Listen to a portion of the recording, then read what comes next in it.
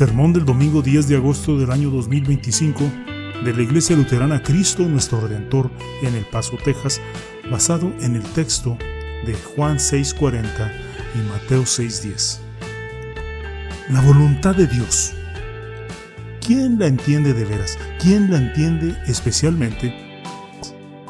En circunstancias como esas, ¿cuántos de nosotros nos preguntamos por qué Dios permite estas cosas?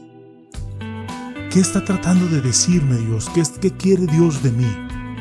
Pero por lo general, cuando comenzamos a hacernos estas preguntas, tendemos a darle demasiadas vueltas y como resultado, tendemos a perder el enfoque en lo que es realmente la voluntad de Dios.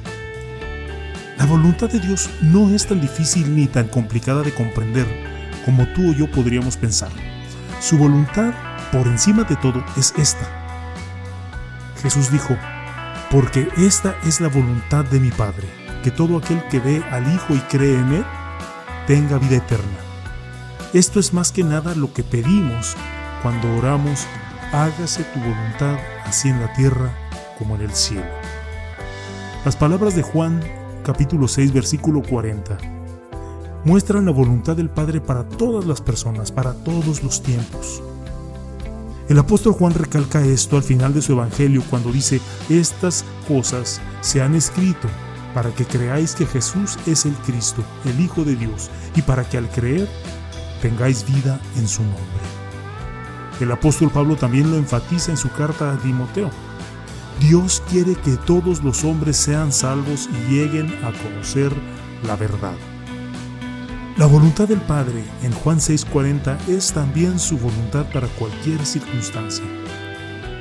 ¿Qué espera el Padre Celestial de nosotros cuando enfrentamos problemas, cuando soportamos dificultades, cuando sufrimos pérdidas? ¿Cuál es su voluntad para esos tiempos difíciles? Que creamos en Él y mantengamos nuestra mirada fija en la vida eterna.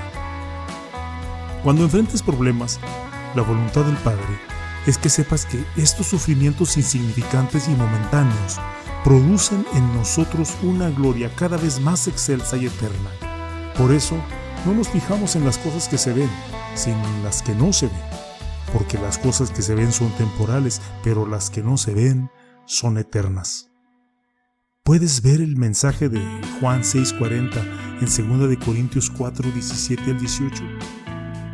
Cuando estés soportando dificultades, la voluntad del Padre es que hagas lo que escribió San Pablo a los filipenses, olvidando lo que queda atrás y extendiéndome a lo que está delante. Prosigo hacia la meta para obtener el premio del supremo llamamiento de Dios en Cristo Jesús. Cuando sufras una pérdida, la voluntad del Padre es que tomes a pecho lo que Jesús le dijo a Marta cuando murió su hermano Lázaro. Yo soy la resurrección y la vida. El que cree en mí, aunque muera, vivirá. Y todo el que vive y cree en mí, no morirá jamás. Podemos ver que aquí hay un patrón, ¿verdad? ¿Por qué piensas que existe ese patrón? Porque desde la creación, la voluntad de Dios era que viviéramos para siempre con Él en el paraíso. Por eso creó a Adán y a Eva. Y eso es lo que Dios quería para Adán y Eva y todos sus descendientes. El pecado, obviamente, lo arruinó todo, y la muerte se hizo presente. Pero eso no cambió la voluntad de Dios. Él quería entonces y quiere ahora que todas las personas vivan para siempre. Esta es su voluntad. Pero ¿cómo puede suceder esto cuando el pecado y la muerte se interponen en el camino? Ahí está el dilema, porque no hay nada que nosotros podamos hacer para eliminar nuestro pecado, y no hay nada que podamos hacer para evitar la muerte. Todos lo sabemos. Nuestra culpa no nos deja olvidarlo y nuestra propia mortalidad sigue siendo un sombrío recordatorio. Peor aún, sabemos que lo que merecemos al morir es pasar la eternidad en el infierno y lo sabemos porque nuestra propia conciencia nos condena. Entonces, ¿cómo resolvemos este dilema? Nosotros no podemos, pero Dios sí lo resolvió. Jesús oró para que le fuera posible evitar beber de la copa del sufrimiento, pero al final de su oración dijo, no se haga mi voluntad, sino la tuya, Padre. ¿Y cuál era la voluntad del Padre en este caso? La voluntad del Padre era castigar a su Hijo por nuestros pecados, crucificar a su Hijo por nuestros pecados, sacrificar la vida de su Hijo por nuestros pecados. Y el Hijo lo aceptó todo, porque esa era la voluntad del Padre. Una de las partes de la crucifixión de Jesús que creo que a menudo olvidamos es que cuando Jesús estaba siendo crucificado, le ofrecieron una bebida con hiel, una mezcla narcótica diseñada para adormecer los sentidos y aliviar el dolor. Pero Jesús rechazó la hiel. La Biblia dice que tomó un sorbo, se dio cuenta de lo que era, lo escupió y apartó la cabeza. ¿Por qué? Porque tenía que estar alerta para cumplir la voluntad de su Padre y beber la copa del sufrimiento que su Padre quería que bebiera por todos nuestros pecados. El profeta Isaías lo describe así: pero al Señor le pareció bien quebrantarlo y hacerlo padecer, cuando se haya presentado a sí mismo como ofrenda para la expiación de pecado. Notemos que dice para la expiación del pecado. La frase al Señor le pareció bien, en hebreo, que es el idioma original del Antiguo Testamento, significa literalmente que fue el deleite del Padre, el placer del Padre, el profundo deseo del Padre hacer esto. No fue su deleite, placer o deseo sacrificar a su Hijo en la cruz como si disfrutara hacer o ver a sufrir a su Hijo, pero fue su deleite, su placer y su deseo hacer lo que le hizo a su Hijo por nosotros. Fue su deleite salvarnos del pecado. Fue su placer oler la dulce fragancia de la ofrenda de su Hijo por nuestro pecado cuando Jesús murió en nuestro lugar.